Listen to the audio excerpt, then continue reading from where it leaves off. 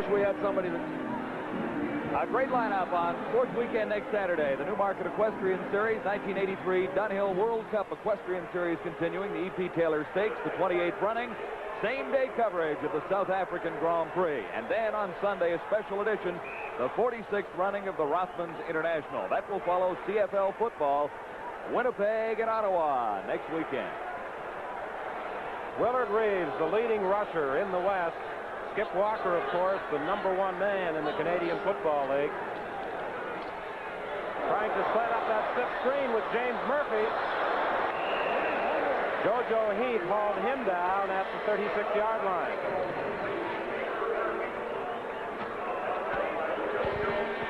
When you see 2nd and 4 Winnipeg. Don and Ron, when you see Mac Moore's in there at left guard in place of a potential all-star candidate, Nick Pastaya, new quarterbacks, new receivers, and things like that, you really got to give Cal Murphy a lot of credit because the coaching staff creates an atmosphere of, you know, the people out there, they know things are going to be all right if the coach makes it sound like it's going to be okay, and he's certainly done that. 2nd and 4. Hofnagel is caught and dropped for a loss by Mac Moore. He wanted to throw the ball to the backside. He sprinted to the wide side. He had an out pattern and a streak pattern, and what happened, they couldn't clear it out because the defensive back hit the wide receiver, and that clogged the whole area up. He had to eat the football. This program is copyright and is strictly for the private use of our audience. Any reproduction, retransmission, or exhibition in whole or in part without the express written consent of the Canadian Broadcasting Corporation is strictly prohibited. I'm going to say that in Latin next time. Do you think you get extra pay for that, Leo? I think I've just taken it off your shoulders. Bob Cameron's kick hangs high to Crawford back at the 22-yard line, and then he is downed at the 30. Ken Ciancone was downfield to make the tackle, and Crawford is still down, although he is now getting to his feet. Crawford fields the ball like a center fielder and starts right up the middle. Stopped here, and then watch that follow-through right there. There was also a penalty on the play. That looked like Wilson again in there. Holding DC number 79. First down. A holding call against Reuben Vaughn, and that moves the Lions back inside their 15-yard line.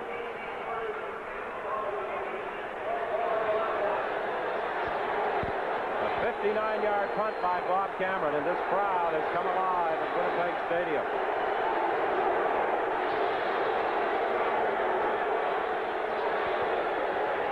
From the 12, the pitch to Larry Jones. He's trying to get outside. He is forced out by Ken Haley. Just a few short weeks back, we were in Vancouver when the Toronto Argonauts played there, and the Vancouver crowd had a tremendous effect on the Argonauts trying to hear the signals. And right out here this afternoon now, BC's getting a little bit of taste of that same medicine with this Winnipeg crowd. Actually, a loss of 1 on the play, so it is 2nd and 11 from the 11.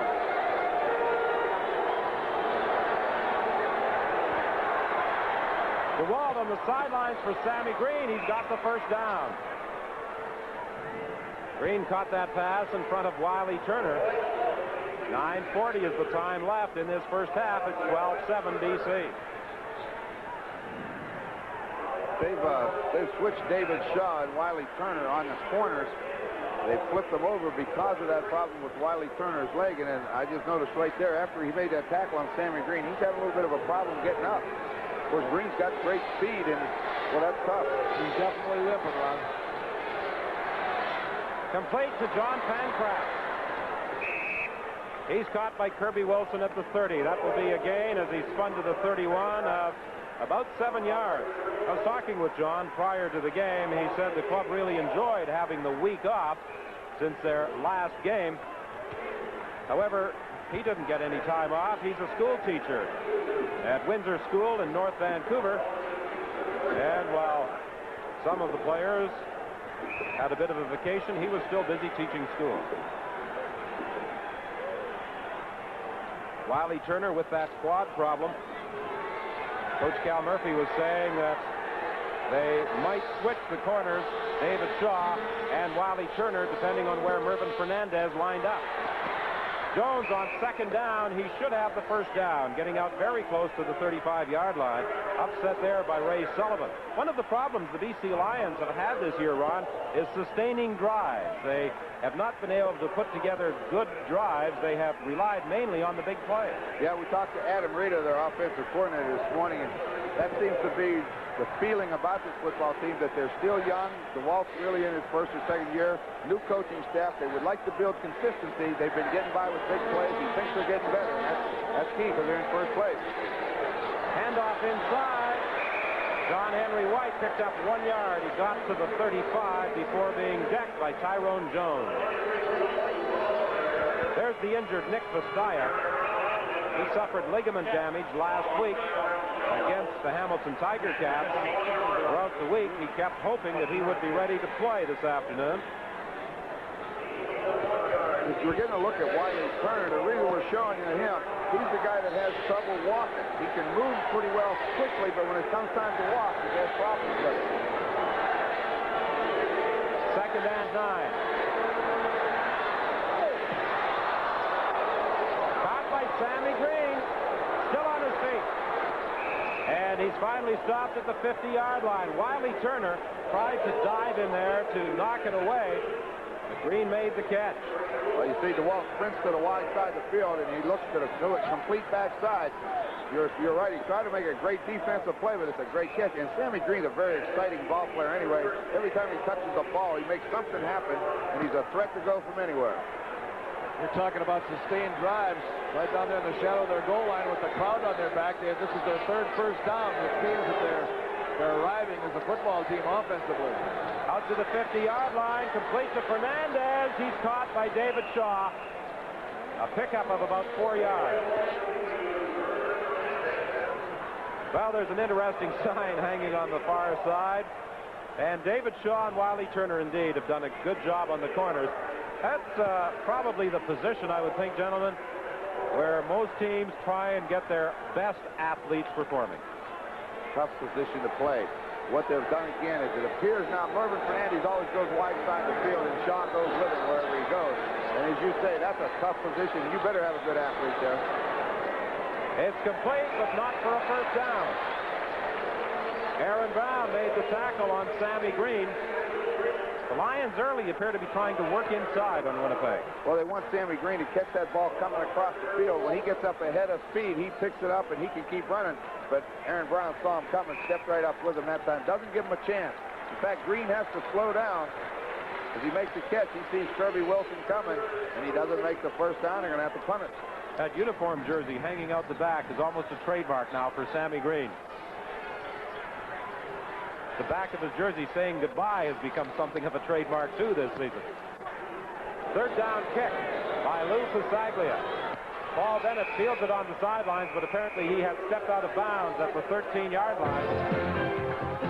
So that's where the Winnipeg Blue Bombers will scrimmage following the 39-yard punt by Lou Pasaglia with 5:40 remaining in the half. I believe those fellas have got their dates mixed up. This is Thanksgiving, not Halloween. That's Winnipeg's taxi squad.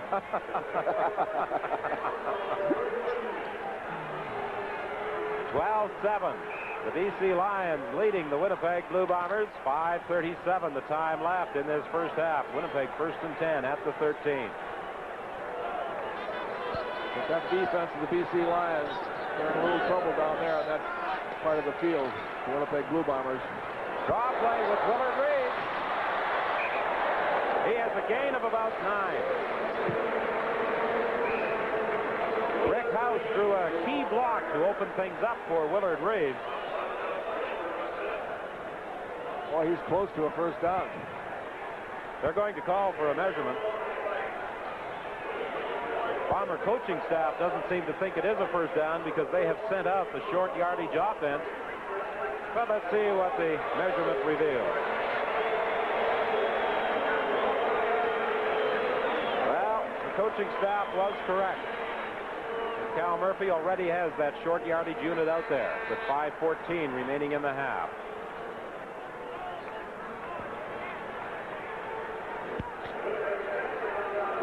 just shy of the 23. Murphy wide right, Boyd to the left. Hufnagel keeps. He should have the first down. He's not exactly what you'd call a battering fullback, is he, Ryan? No, you know what? It's really amazing. You would think any quarterback can run a quarterback sneak. But I know John Hufnagel has trouble with it. He's got real long legs, you know, and a short body, and he doesn't get down behind those pads. And I used to really tease him a lot. I'd say, John, you have problems with that. That should have made a quarterback sneak ideal then for you. Oh, I ain't having fun. I could stand up and still be down. First and 10, Winnipeg. The ball is at the 24. See, Leo, I just don't pick on you. I certainly appreciate that. Willard Reed off tackle for a pickup of about 3 yards. Talk about injuries this season. That has been a costly one for the Winnipeg Blue Bombers.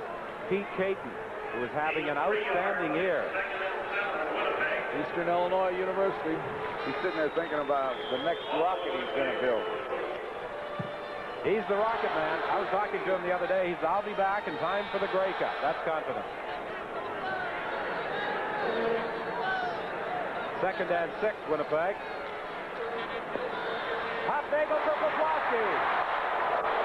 Penalty flag on the play as he gets to the 53. They're calling a face mask, I'm pretty sure.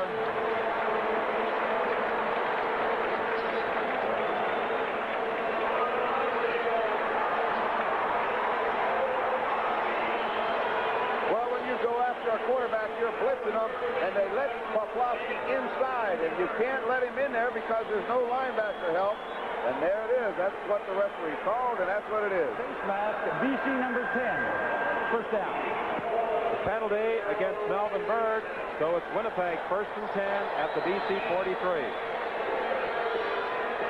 Nice throw. He got inside of him. You can't let him in. When those linebackers blitz, you got no help in there. Jerome Erdman is in place of Rick House, and he's the man in motion. Delayed draw play. Willard Reed is inside the 40. You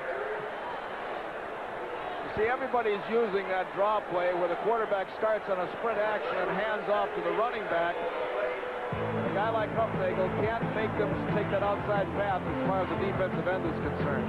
3:09 is the time remaining in the first half. Our halftime show comes to you live from Winnipeg Stadium this afternoon. We'll have a close-up of John Pankratz, the outstanding receiver of the BC Lions, highlights of Week 14 in Canadian football, as well as first-half highlights from an exciting afternoon here in Winnipeg. John? John, it's second and 7 for the Winnipeg Blue Bombers. They are at the 39 of the BC Lions. Murphy's open. First down.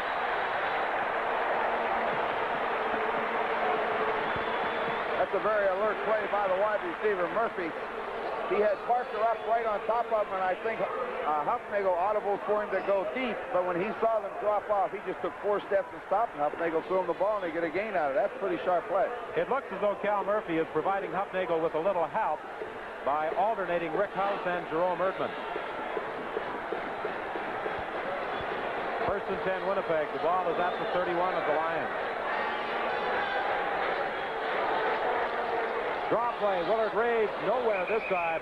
The BC Lions, Tyrone Cruz was ready for that one. 2:19, the time remaining in the half. The score is 12-7. The BC Lions in front.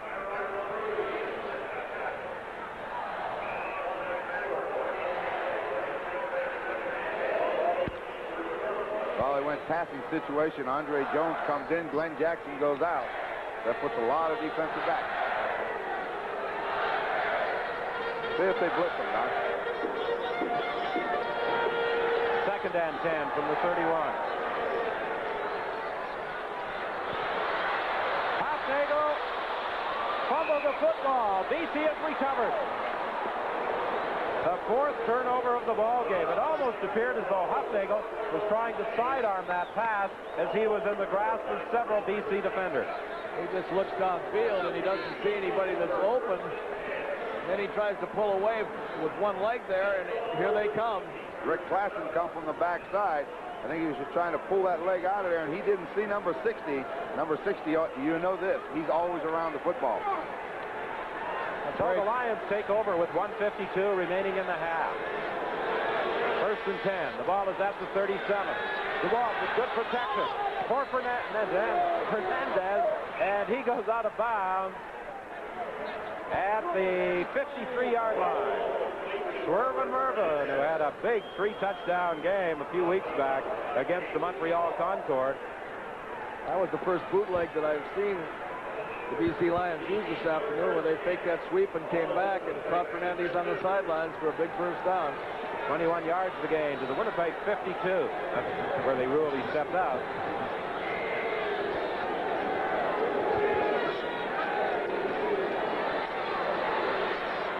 For Sammy Green, very close to another first down. He was caught there by Ken Haley. With now 1:40 remaining in this first half. That stat that was on the board there just a minute ago, turnovers 4-0. That's well, those are things coaches hate. BC with error-free football so far. That's the best you can do, and that's what you strive for. Well, turnovers have certainly hurt the Bombers against the BC Lions. In that August 20th game, Larry Crawford had 3 interceptions. The Bombers also fumbled the opening kickoff that led to a touchdown. That'll get you beat every time. The thing is that Humpnagel was gaining confidence. He was taking the team all the way down the field on a good concerted drive, and then to have that ball kicked away from him, that takes the wind out of your sails. 2nd and short. John Henry White will have it. He's very close to the 40-yard line. 1:20 is the time left in the half. The Lions in front, 12-7. The two teams tied for first place in the Western Conference with 16 points, although the Lions do have a game in hand. Well, there's been a request for a measurement to determine if, in fact, the Lions do have a first down. Looking beyond this game, the Winnipeg Blue Bombers have 2 road encounters. They play in Ottawa next week, and on the 4th of November in Toronto, they have the Edmonton Eskimos at home on the 23rd. The Lions have 2 at home and 2 on the road. Their 2 road games are against the Calgary Stampeders and the Saskatchewan Roughriders.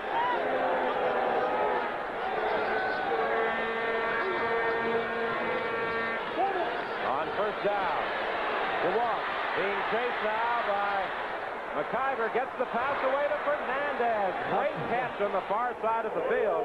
I don't know, Ron. I think he was throwing it to Green, don't you? Well, Sammy Green was wide open, and that's the normal route for a backside receiver. You'll see the bootleg action. Now, Sammy Green's on the right side, and he comes across to get in the quarterback's vision. You'll see him wide open, and it goes over his head, and Fernandez is there. Doesn't matter. You just slow it down, and you're 2-1 your favor. You catch it, you're in touchdown range. Fernandez goes real deep, and then he gets in trouble. He comes back. I was watching him before the game. He's a great receiver, a great athlete. He sure is. First down from the 19. Fernandez again, one-on-one with David Shaw. That will be very close to another first down at the 10-yard line. You know, it's interesting. You've got a great cornerback against a great receiver. And I forget what cornerback made the comment, but he said, you get a receiver against a cornerback, doesn't matter how good the cornerback is, the receiver's going to win a fair bit of the time. Sooner or later, he's got to. You know who said that? That was a cornerback that just got beat. From the 9, it's 1st and goal for the British Columbia Lions. Into the end zone for Sammy Green. Touchdown! That's that same play where he rolls to the left and throws back to the right and gets a one-on-one over there. Sammy Green. Sammy Green one-on-one with a lot of people isn't fair. Maybe we'll see Wiley Turner on Green on this side with Wiley limping because they're putting Shaw on the other side. That was a linebacker. I think number 24, Ken Haley, slipped. Haley slipped. He slipped trying to turn, and with Green's speed, he's going to be too far ahead of you then. That's when the guy gets beat, and he's got to hope that that defensive line gets to him because there's not much he can do about it with that speed of Green. The 5th touchdown of the season for Sammy Green. Now the point after by Lou Pasaglia. He puts it through. 31 seconds remain. And it's a 19-7 ball game. Well, those turnovers have really hurt Cal Murphy's football club this afternoon. Boy, they sure have, and I'll tell you have to be impressed with the play of the BC offense again. As Leo mentioned earlier, they made some first downs, and they kept it going. This time they moved it right down the field. I think DeWalt completed every pass he threw on that drive. His stats on the first half are excellent for Roy DeWalt. Is there anything more disheartening for a football team than to be scored on with just 19 seconds left in the first half? No. Boy, you just go in there, and it's traumatic to have something like that happen to you. Well, Hufnagel, acquired in a trade with the Saskatchewan Roughriders, has twice coughed up the ball as the result of interception and fumbled it once himself. The other fumble that was recovered by the Lions was committed by Dan Hucklack. The kickoff to Kirby Wilson at the 5-yard line. He stopped at the 25 with 26 seconds remaining in the half. Kevin Konar was there to make the stop. A run back of 21 yards by Kirby Wilson. It looked as though the Bombers were going to go into the dressing room trailing by perhaps no worse than 2 points when they committed that fumble, and the BC Lions were very quick to take advantage. That's twice now where the Lions have picked up a fumble and turned it into a touchdown. You have to give a team credit when they can take advantage of those miscues by the opposition.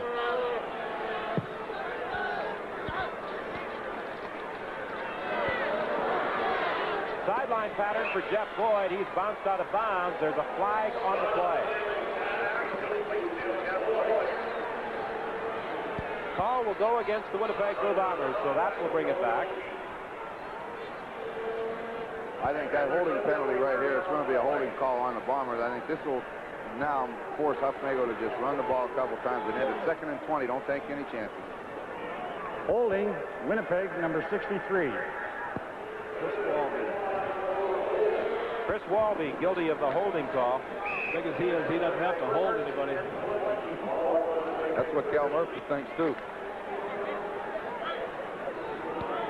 1st and 20. The Bombers are back now to their own 15-yard line with 21 seconds remaining. And with the penalty, the clock does not start until the snap of the ball. Handoff inside. And Rick Clausen was there to stop Willard Reeves almost immediately. You know, when you stop to think of it, Don, it's just that a guy like Hufnagel coming in here today, this first half, he's playing the way that he really should be playing because he hasn't had enough time in rank in order to play much better with a new team. And when you see a guy like Clements or even Dieter Brock go into Hamilton or coming out there to Winnipeg and playing as well as they played, it's just a week's practice. That's almost miraculous.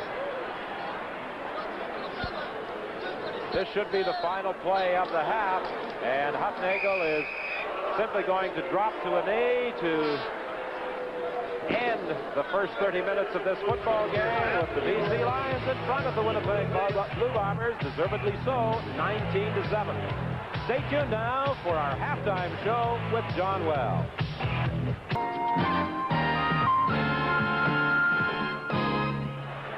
I'm John Wells, live at Winnipeg Stadium with a special Thanksgiving edition of the halftime show. Too many turnovers for the Blue Bombers in the first half.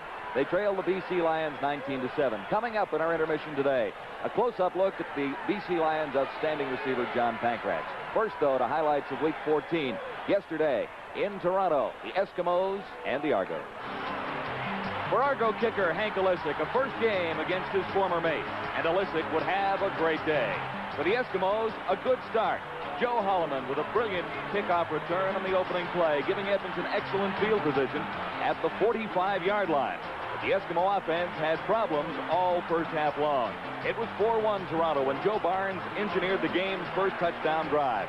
Jeff Townsend's brilliant catch was the key for 35 yards. And right after that, Cedric Minter got the call from 14 yards away, and he finished off a 6-play, 75-yard drive.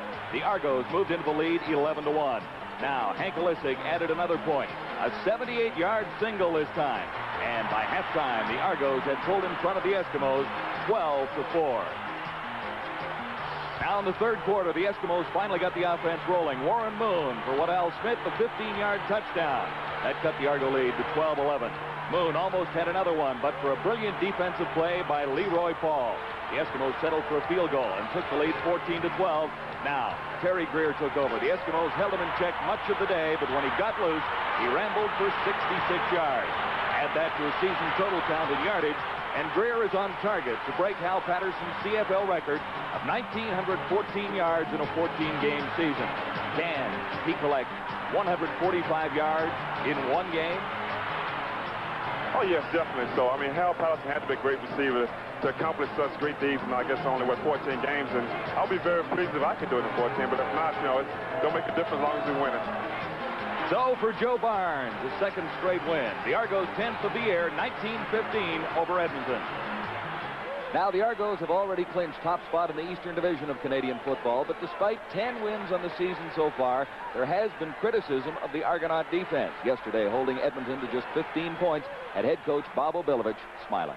Well, you know, we were criticized quite a bit at the beginning of the season because people said we were making changes and we'd been at the Grey Cup last year and all that stuff, but we knew what we had to have to be a better football team, and evaluating our people, we just kept working hard at trying to upgrade our talent, and I think we've gotten to a point where I feel comfortable about our personnel, and I think we got some good athletes in the secondary now, and I think we are gelling as a fine defensive unit, and I was really proud of the way they played as well.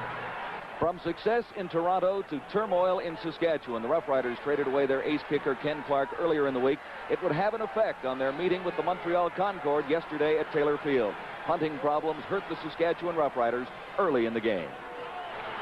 Rookie punter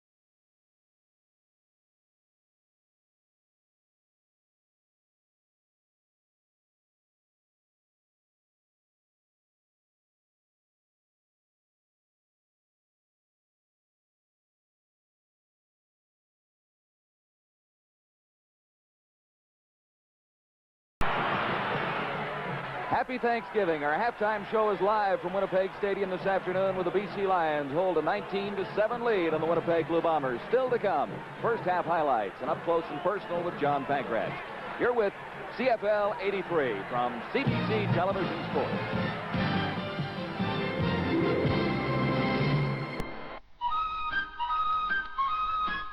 Good when he makes a contribution to his team. It's the same feeling you get when you give someone a helping hand. And helping hands is what United Way agencies are all about. Helping families, older people, the disabled, and many more, including our young people. I'd like you to meet Andrew. Thanks to Big Brothers, a United Way agency, he's getting a helping hand. Right, little brother? Right.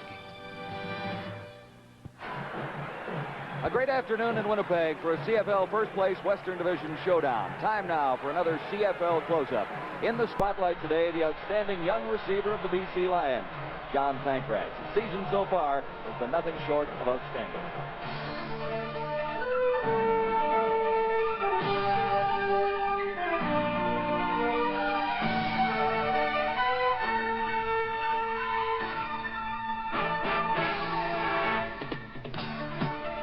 Without question, 1983 has been the best year ever for BC's John Pankratz.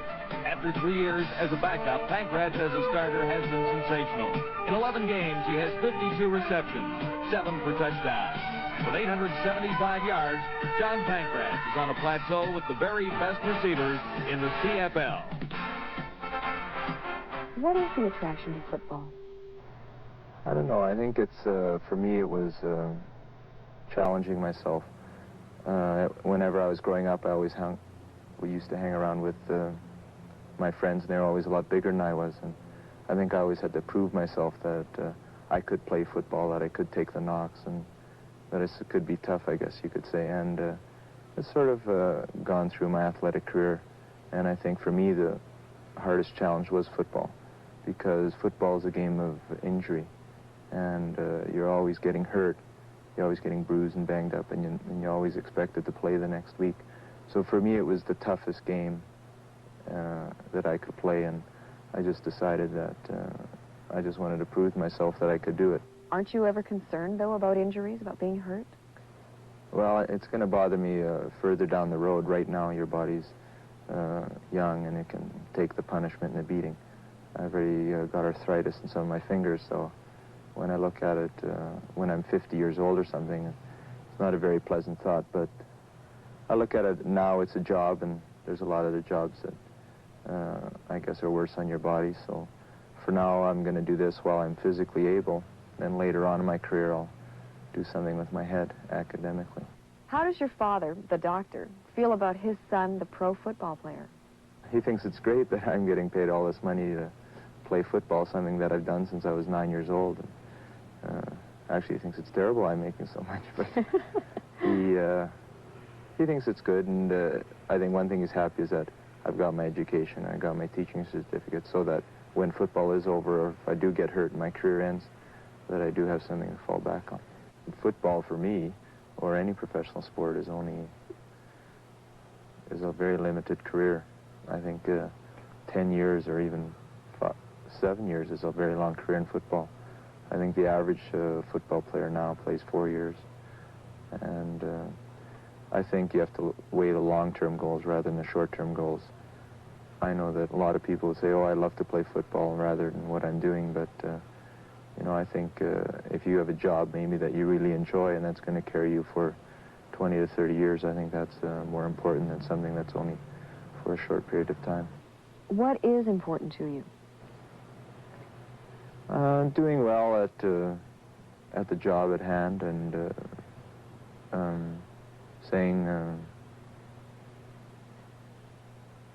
that I gave my all sort of for whatever I was doing, whether it's in teaching or football, and being recognized as someone who was competent at whatever they were doing. I always try and work on bettering myself, and hopefully in football or in whatever I do after football, I will be recognized, or I think the important thing is that I will recognize myself that I've done something worthwhile. I think for me, it's a little, you always wonder if this is what you should be doing, or should you be doing something else that was a little more worthwhile to yourself and sort of to society or whatever. But for now, I'm happy that I'm doing what I'm doing, and I think I'll let events take care of themselves. Too many turnovers for the Bombers tells the first half story in Winnipeg. The Lions leading Winnipeg 19-7. Still to come, highlights with Ron and Leo from the first half in Winnipeg. You're with CFL 83 from CBC Television Sports.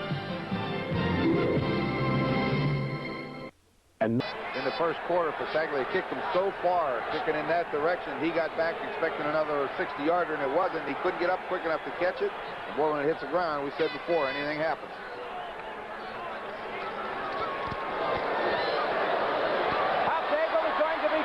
He loses the ball. Touchdown for the BC Lions.